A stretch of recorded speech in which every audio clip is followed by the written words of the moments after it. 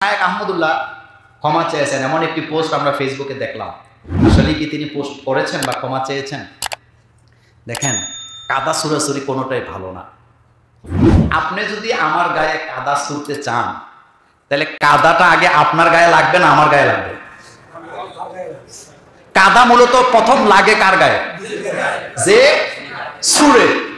আপনি যদি আমার কাদা মারতে চান, আপনি আগে কাদা হাতে নিবেন, তা আপনার গায়ে কি লাগলো? এরপরে না আপনি আমার গায়ে লাগাইতেন। আমাদের বাংলাদেশে এখন চলতেছে কাদা ছুড়াছুড়ি, কে কারে কাদা মারতে পারে, এটা যেভাবেই মারা লাগুক মারবে। আল্লাহ আমাদেরকে হেফাজত করুন। পৃথিবীর ইতিহাসে অসংখ্য জাতিকে আল্লাহ ধ্বংস করে দিয়েছে বেশি বাড়াবাড়ি করার কারণে। বাড়াবাড়ি কখনোই ভালো নয়। হক কখনো বাড়াবাড়ি করে না, হকটা মধ্যম পন্থায় চলে।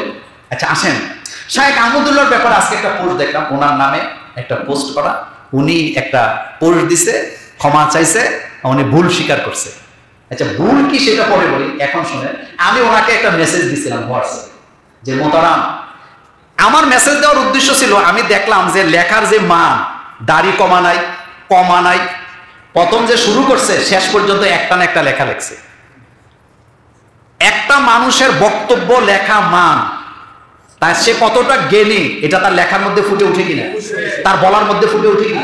শেখ সাদী রাহিমাহুল্লাহ বলেছেন, একটা মানুষ যখন কথা বলে তখনই তুমি লোকটাকে কি করতে পারবা, জাজ করতে পারবা যে লোকটার যোগ্যতাটা কেমন, তার ভিতরে আছেটা কি। আমি আহমদুল্লাহ সাহেবের মেসেজ দিলাম যে আচ্ছা এরকমের একটা পোস্ট স্ক্রিনশটে চলতেছে, আপনি কি এরকমের পোস্ট দিচ্ছেন কিনা। কিন্তু আমার সন্দেহ হয়েছে বানানের যে নমুনা, রাসূলুল্লাহ বানান জানে না, এরপরে আরো অনেকগুলা বানানের ভুল, কোথাও কোনো দাড়ি কমা নাই। উনি পরে আমার পাঠাইছে যে দেখেন এটা মানে একটা নিজেরা লিখে স্ক্রিনশট দিয়ে ওনার পেজের উপরের নাম নিচের কমেন্টসের নাম আইন না, এটার মধ্যে এডিট করে সাইডা দিছে, উনি ক্ষমা চাইছে, আবার উনি নাকি ডিলেটও করে দিছে। আচ্ছা এখন আসেন, শায়েখ আহমদুল্লাহ তিনি তার বক্তব্যে ভুল করেন নাই, এবং যারা প্রতিবাদ করতেছেন তারাও ভুল করে নাই, এটাই সত্য। সেটা আমি গত জুমার আগের জন্য আপনাদেরকে গত জুমায় বলছিলাম। যারা বলতেছেন রাসূল কারীম সাল্লাল্লাহু আলাইহি ওয়াসাল্লাম 40 বছরের আগে থেকেই নবী, এই কথাটা যেমন সত্য, আহমদুল্লাহ যে বললেন রাসূল সাল্লাল্লাহু আলাইহি ওয়াসাল্লাম 40 বছর বয়স থেকে নবুয়তের দায়িত্ব পালন করেছেন, এই কথাটাও কি 100% সত্য।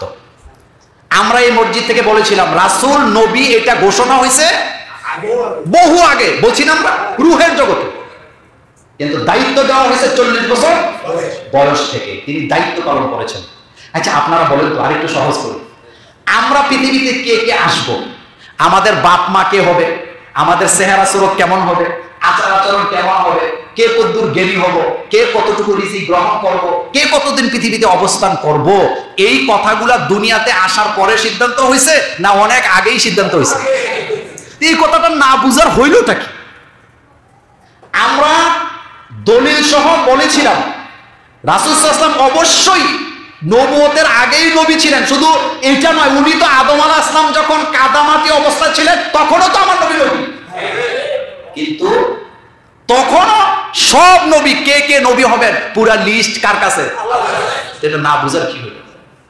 কিন্তু দুনিয়াতে যখন তিনি আসলেন, ঠিক 41 বছরের প্রথম দিন আল্লাহ তার উপরে ওহী নাযিল করেন। এর আগে রাসূলকে হেফাজত করছেন কে?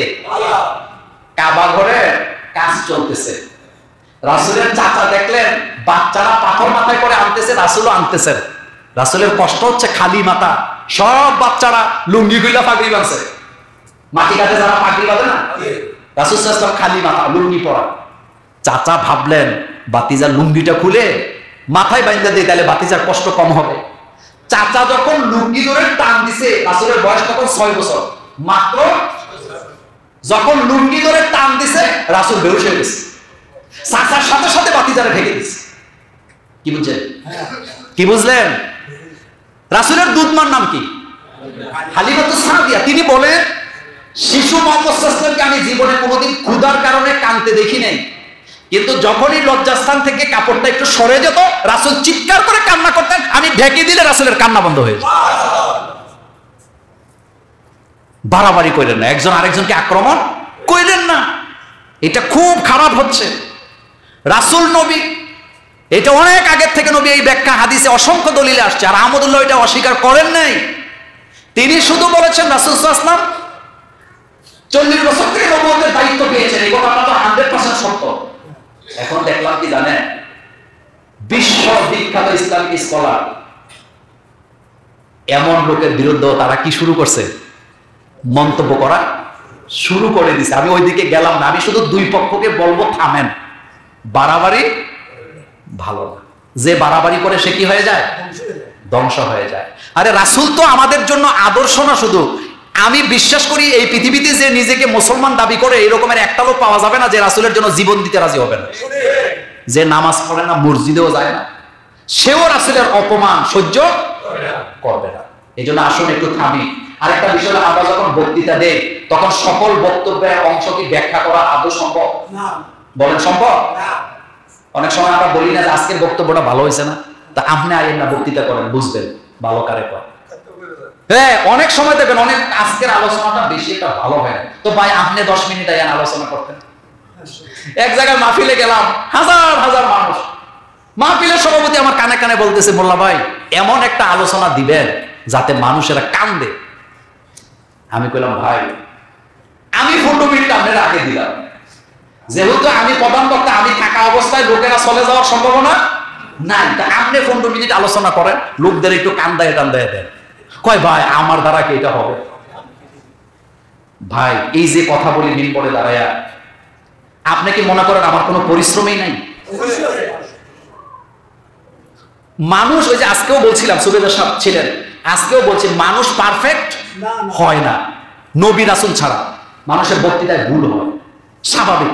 তবে কথায় কথায় ভুল খুঁজলে আপনি 1 কোটি ভুল পাবেন। আজকে যে আমি 1 ঘন্টা 1.5 ঘন্টা বক্তৃতা দিচ্ছি, আপনি যদি বসেন এটা ভুল ধরা, আপনি আমার ভাষার মধ্যে, বানানের মধ্যে, বাচন ভঙ্গিতে, আমার বডি ল্যাঙ্গুয়েজে হাজার হাজার ভুল ধরার সুযোগ আছে না নাই? আল্লাহ আমাদেরকে হেফাজত করুন। আর একটা প্রশ্ন আছে, মানবিক কাজে কিভাবে মানুষকে অনুপ্রাণিত করা যায়, রক্তদানে মানুষকে কিভাবে উৎসাহিত করা যায়? রক্ত দিবেন, এটা আমরা অনেকবার বলেছি।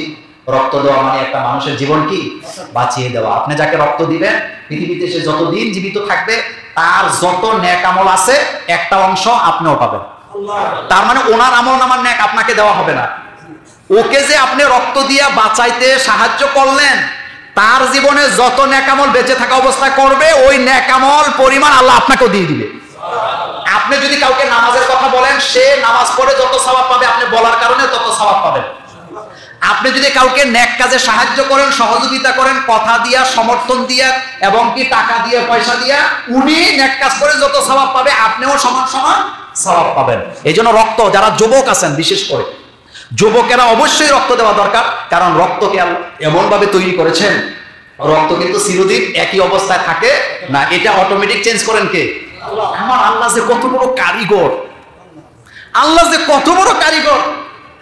রক্ত দূষিত হয়ে যায়, রক্তের কণিকাগুলো পুরান হয়ে যায়, দুর্বল হয়ে যায়, সেজন্য প্রত্যেক 3 মাস অন্তর অন্তর আপনার শরীরের ভিতরে নতুন নতুন রক্ত তৈরি করেন কে?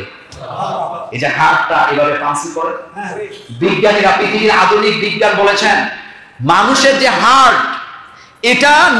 দর্শক শ্রোতার ভিডিওতে অবশ্যই লাইক, কমেন্ট, শেয়ার করতে ভুলবেন না। ভিডিওটা যদি ভালো লেগে থাকে অবশ্যই আমার চ্যানেলটি সাবস্ক্রাইব করবেন, পাশে থাকা বেল আইকনটি অল বাজিয়ে দিবেন যেন নতুন ভিডিও আপলোড করার সাথে সাথে সবার আগে আপনার কাছে নোটিফিকেশন যায়।